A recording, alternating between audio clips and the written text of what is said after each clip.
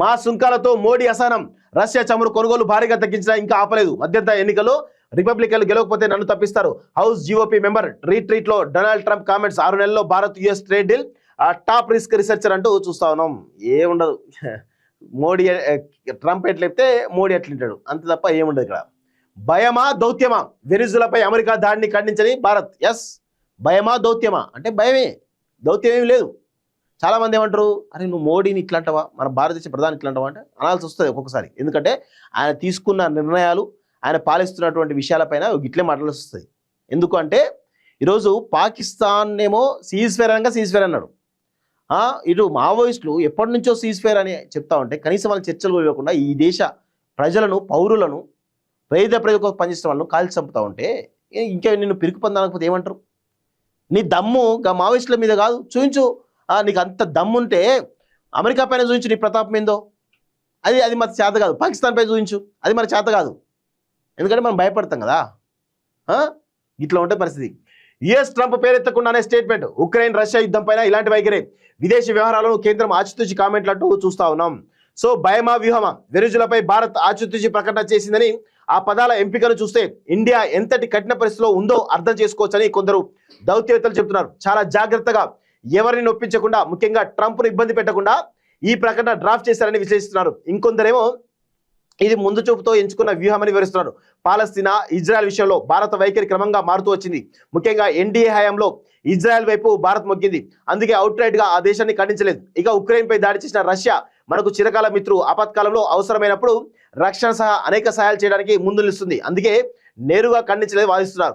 ఖండించకపోవడం వల్లే రష్యా చమురు చౌకగా పొందడానికి వీలైందని వివరిస్తున్నారు. అమెరికా ఆంక్షలు విధించడంతో చౌకగా మనకు రష్యా చమురు కలిసి వచ్చింది. ఇప్పుడు వెనిజులాపై అమెరికా దాడిని ఖండించకపోవడంలోనూ అలాంటి వ్యూహమే ఉన్నదని చెబుతున్నారు. వెనిజులా దాడి తర్వాత ఆ దేశ చమురును తమ యాక్సెస్ లోకి తీసుకుంటామని ట్రంప్ స్పష్టం చేశారు. ఆ నిక్షేపాలు అమెరికా ఆధీనంలోకి వస్తే భారత్ కు కలిసి రానుంది.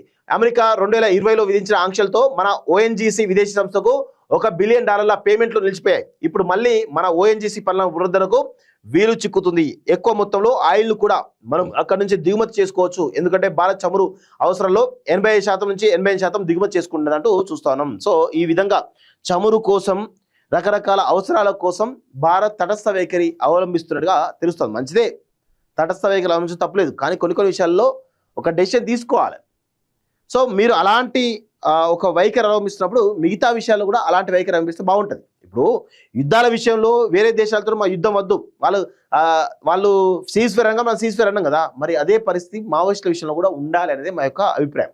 అలా లేనంత వరకు ఈరోజు మీరు ఒక విషయంలో శాంతికి ఓకే అంటారు, ఇంకొక విషయంలో శాంతికి ఓకే అంటలేరు. అంటే మారణ హోమం చెప్తారు. అంటే ఆయుధాలు లేనటువంటి ఎవరైతే ఉన్నారో వాళ్ళపైన మీ ప్రతాపం చూపిస్తున్నారు కదా. అసలే ప్రతాపం పాకిస్తాన్ చూపించండి అవుతుందా మీతోటి? కాదు.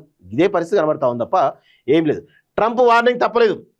అమెరికాను నొప్పించకుండా భారత్ మసుకుంటున్నప్పటికీ ట్రంప్ మాత్రం ఎక్కడా వెనక్కి తగ్గడం లేదు. డొనాల్డ్ ట్రంప్ను శాంతింపజేయడానికి, భారత్ లాబింగ్ చేయడానికి భారీగా సొమ్ము చెల్లించినట్టు వార్తలు వచ్చాయి. ట్రంప్ సర్కార్ను అనుకూలంగా మార్చుకోవడానికి NHW పార్ట్నర్స్ LLC అనే లాబీ గ్రూప్ కు మోడీ ప్రభుత్వం వార్షికంగా $1.8 మిలియన్ చెల్లిస్తున్నట్టు కథనాలు వచ్చాయి. కానీ ఈ ప్రయత్నాలు నిష్ఫలంగానే మిగులుతున్నాయి. ఎందుకంటే ఇదివరకే అమెరికా 50% టారిఫ్ విధించడమే కాదు, కొత్తగా మరింత పెంచుతామని ట్రంప్ వార్నింగ్ ఇచ్చారు. దీనికి తోడు దేశంతో వాణిజ్య ఒప్పందంపై చర్చ ఎడతెరకుండా సాగుతూనే ఉన్నాయి అంటూ చూస్తా ఉన్నాం. సో ఇటీవల కాలంలో అంతర్జాతీయ పరిణామాలపై భారత్ ఆచితూచి స్పందిస్తున్నది. ఇజ్రాయెల్ పాలస్తీనా వ్యవహారంలో, ఉక్రెయిన్ రష్యా యుద్ధం పైన భారత్ ఏదో ఒక సైడ్ తీసుకోలేదు. ఇజ్రాయెల్ పాలస్తీనా ఘర్షణలపై 2 స్టేట్ విధానం సమర్థిస్తూ పాలస్తీనాలకు మానవీయ సహకారాన్ని అందించింది. ఉక్రెయిన్ రష్యా వ్యవహారంలో ఏ దేశాన్ని ఖండించలేదు, అలాగని సమర్థించడం లేదు. ఇప్పుడు అపార చమురు నిక్షేపాలున్న వెనిజులాపై అమెరికా దాడి చేయడం, ఎన్నికైన అధ్యక్షుడు నికోలస్ మదురో ఆ దేశ ప్రథమ మహిళ సిలియా ఫ్లోరెస్ ను అంతర్జాతీయ చట్టాలు ఉల్లంఘిస్తూ ఎత్తుకెళ్లడాన్ని భారత్ ఖండించదు. కానీ వెనిజులా ప్రజల సంక్షేమానికి మద్దతు ఇస్తామని పేర్కొంది. ఈ నేపథ్యంలో భారత్ విదేశీ విధానంపై దౌత్య వర్గంలో చర్చ జోరందుకుంది అంటూ చూస్తాం. ఇలాంటి అటు ఇటు కాని వ్యవహారాలు అవుతున్నాయో ఎప్పుడో ఒకసారి ఇబ్బందికర పరిస్థితి ఇస్తాయి. నువ్వు అయితే అట నుండు, అయితే ఇట నుండు. అటు ఇటు కాకుండా మెలిసిననుకో భవిష్యత్తులో ఖచ్చితంగా ఇబ్బందికరమైన పరిస్థితులు ఏర్పడతాయి అనేది చాలా స్పష్టంగా అర్థమవుతా ఉంది.